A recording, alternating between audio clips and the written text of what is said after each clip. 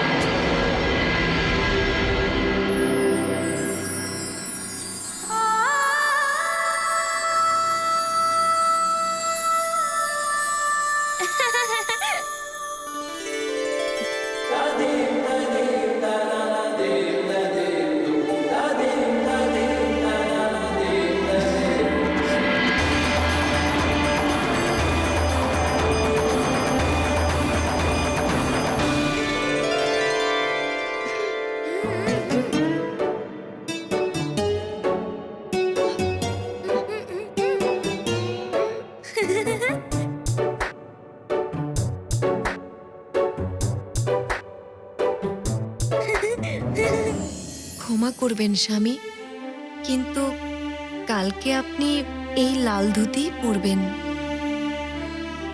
না অঞ্জনা, তুমি ঠিকই বলেছ। বিয়েতে আমি যে ধুতি পরেছিলাম তাতে আমাদের সুন্দর অতীত আবার মনে পড়বে, ভালো লাগবে। না স্বামী, একই রঙের পোশাকে পিতা পুত্র দুজনকে খুব ভালো লাগবে, সেই জন্য লাল। অঞ্জনের বিশেষ উৎসব, ওকেই লাল পরতে দাও। আমি বিয়ের ধুতিই পরে নেব। আমি বললাম তো লাল রং, তাই লাল। না, অঞ্জনের লাল পোশাক আর আমার বিয়ের ধুতি।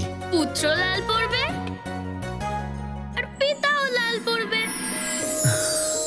আমাকে পিতা বলল?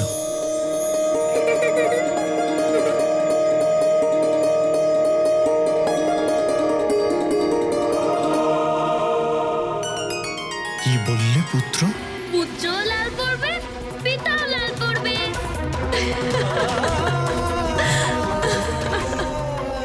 আরো একবার বলো পুত্র। দুজনেই লাল পরবো, দুজনেই লাল পরবো, দুজনেই লাল পরবো।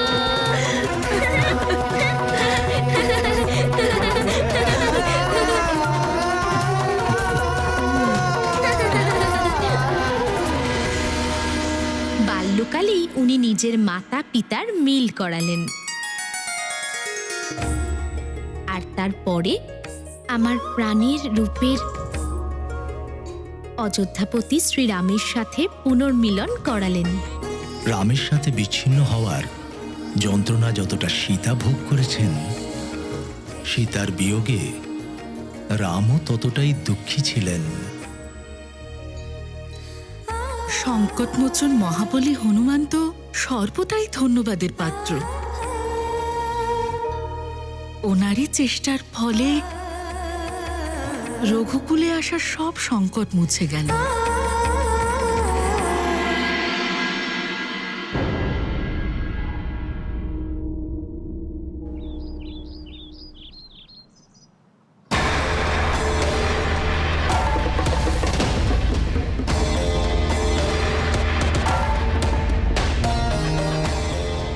এ কি দাদা, তুমি কি সুমেরু যাবে না? আমি ওখানে গিয়ে কি করব? ওই মর্কটের নামকরণ তো আমি আগেই করে রেখেছি।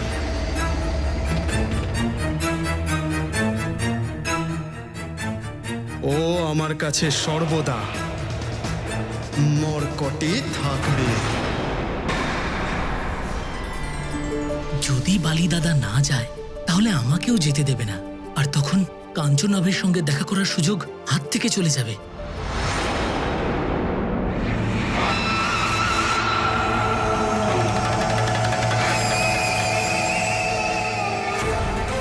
তুমি আবার কি ভাবছো? দাদা, আমি এটা ভাবছিলাম যে তোমার কাছেও তো সর্বদা মর্কটই থাকবে, কিন্তু সারা পৃথিবী ওকে অন্য নামেই জানবে। জানবে।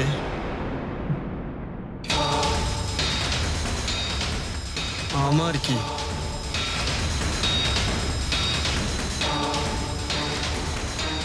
কিন্তু নামকরণের পরম্পরা অনুযায়ী যদিও তোমার দেওয়া নামটা গ্রহণ করে, তাহলে সারা পৃথিবী ওকে তোমার দেওয়া নামে ডাকবে।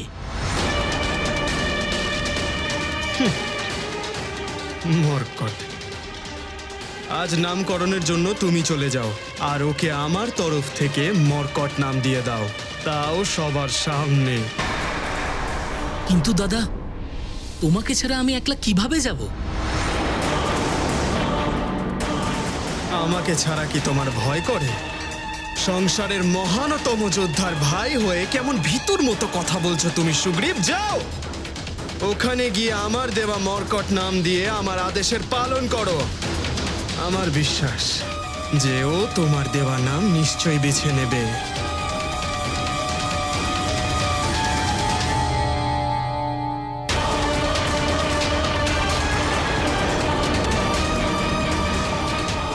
মর্কট।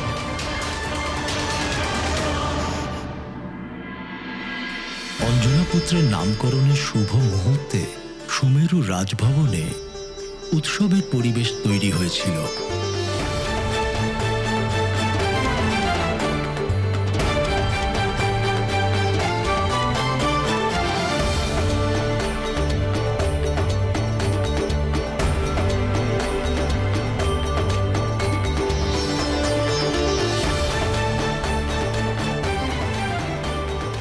মঙ্গলধ্বনির সঙ্গে সঙ্গে আনন্দিত বানররাজ কিশোরী স্বয়ং অতিথিদের স্বাগত জানাচ্ছিলেন। আসুন রিক্সরাজ, আপনাকে স্বাগত। যুবরাজ বালিকে দেখতে পাচ্ছি না। রাজকার্যের জন্য কোনো একজনকে তো থাকতেই হতো, তাই এই দায়িত্ব আমি ওকেই দিয়ে এলাম। আর এভাবেই তো অভিজ্ঞতা বাড়ে। নিশ্চয়ই। চলুন ভিতরে চলুন। তুমি আমাদের চিন্তা করো না, বাকি অতিথিদের স্বাগত জানাও। এসো। আগত প্রধান অতিথিদের মধ্যে অঞ্জনাপুত্রের দাদু দিদিমাও ছিলেন। আয়ুষ্মান ভব পুত্র। আয়ুষ্মান ভব। ছিলেন দেবগুরু বৃহস্পতি। প্রণাম পিতামহ। আয়ুষ্মান ভব। মাতঙ্গ মুনি।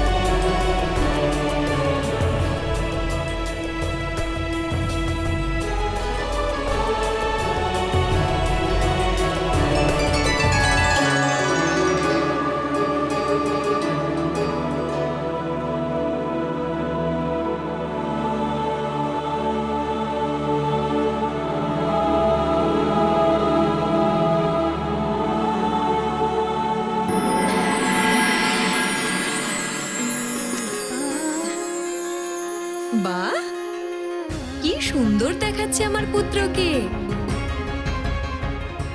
আমাকে সুন্দর দেখাচ্ছে? আমাকে কি সুন্দর দেখাচ্ছে? আজ তোমার নামকরণ হবে। একটা অনুরোধ আছে তোমার কাছে। কি মা? তোমাকে একটা সুন্দর নাম পছন্দ করতে হবে। পছন্দ করবে তো?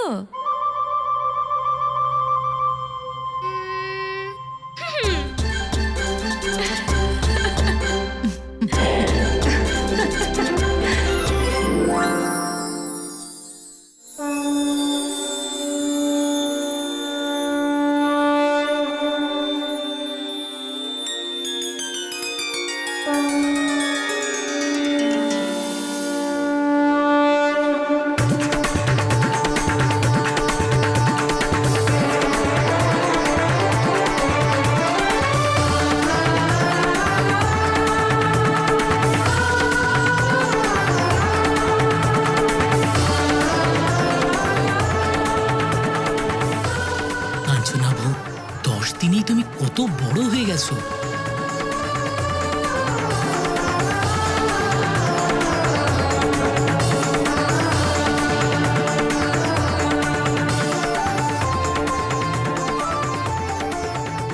দিনের বাচ্চা এত বড়? এ কেমন চমৎকার! চমৎকার নয়, এটা ভোলানাথের আশীর্বাদ। ধন্য বানররাজ কিশোরী, যিনি এমন সুলক্ষণ পুত্র পেয়েছেন।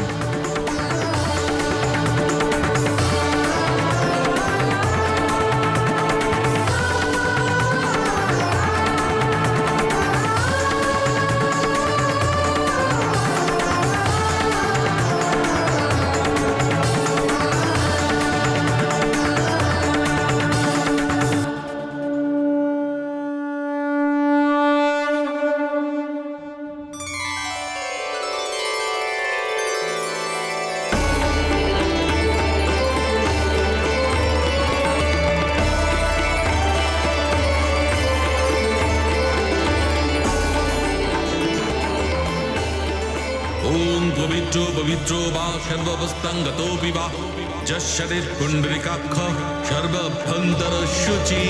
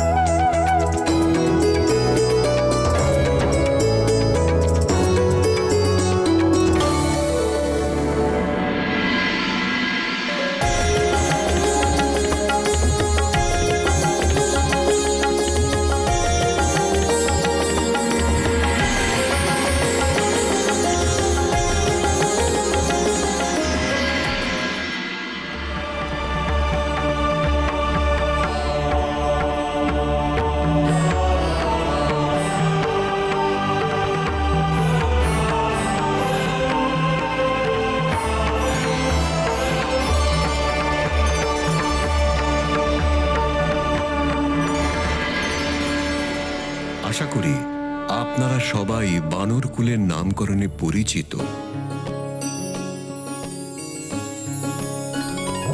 তবু আমি আরো একবার বলছি, এটা আমার প্রপৌত্র চিরঞ্জীবী কেশরী পুত্রের জন্মপত্রিকা।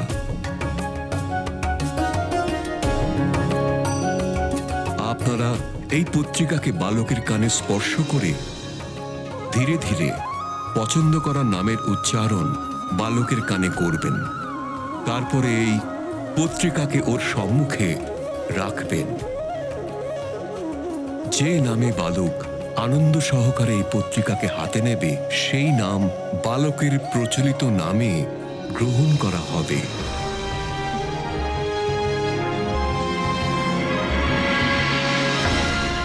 বালকের প্রপিতামহ হবার জন্য দেবগুরু বৃহস্পতি এই অনুষ্ঠান আরম্ভ করবেন।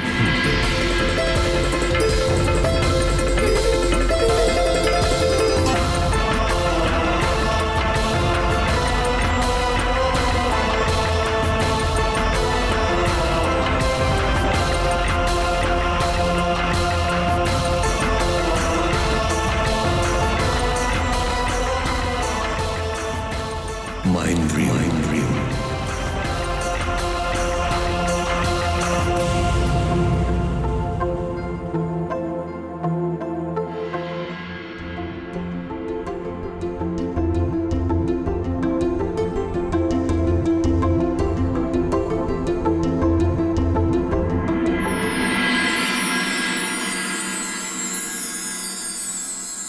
শিবাংশু শিবাংশু শিবাংশু